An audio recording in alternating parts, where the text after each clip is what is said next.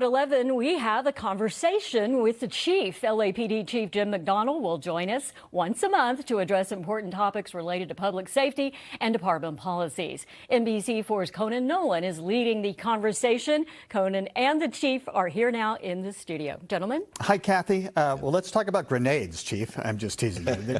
God bless that guy. You see everything. So listen, the mayor has said, forget about expanding the department back to the levels it used to be. Let's just hold the number of officers that we have, which is, it's the smallest force we've had in over 2 decades. Yeah. Your reaction to that? You know, I think she's being practical, because with the money we've been given by council to hire, I was allowed to hire 410 new officers this year. Out of that, we'll probably realize 350 or 60, you know, with attrition from the academy. So when you look at it, we're hiring 350, 360 people, and we're losing close to 600 due to regular attrition.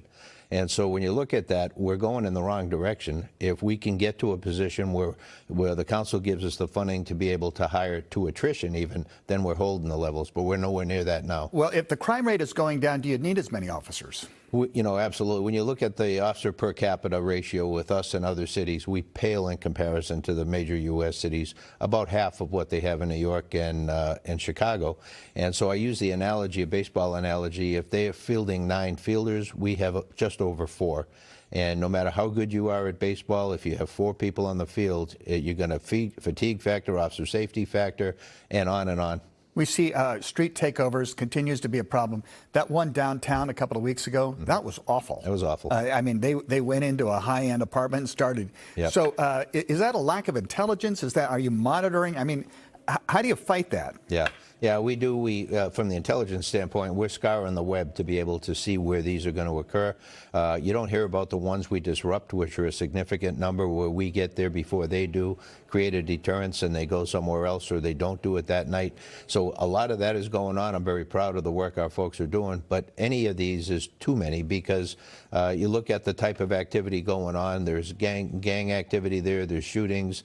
We had a young woman hurt seriously this past weekend by being an observer, standing there and getting hit by a car that was out of control. And so, you know, to parents, I would ask them, know where your kids are going. They may be going and think this is fun to watch, but if you're in that environment, you're subjected to danger that you don't even have an idea of what's going to play out there. Speaking of deterrence, are they being prosecuted? Are you making arrests? We do make arrests every chance we get. I brought some numbers with me on that.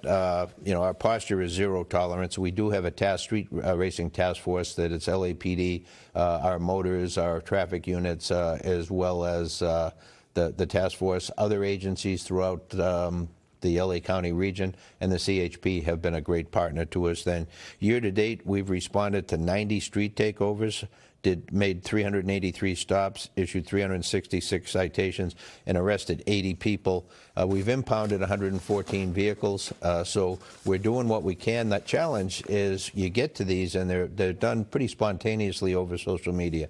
So we get there, the streets are already crowded. You can't get to the incident. We're using drones now, which gives us an ability to identify the main players in this, and we're following up on that. But for officers to get in, and if there's 1 or 2 you know, units respond, that's not enough to take on this crowd, because they are regularly assaulted when they arrive at these. And finally, so with the internal enforcement by Immigration and Customs Enforcement, have you seen a reduction in the amount of cooperation from citizens in heavily immigrant communities who normally have been able to trust the LAPD, come to you with a crime or a description of a suspect or something like that? Has there been an impact?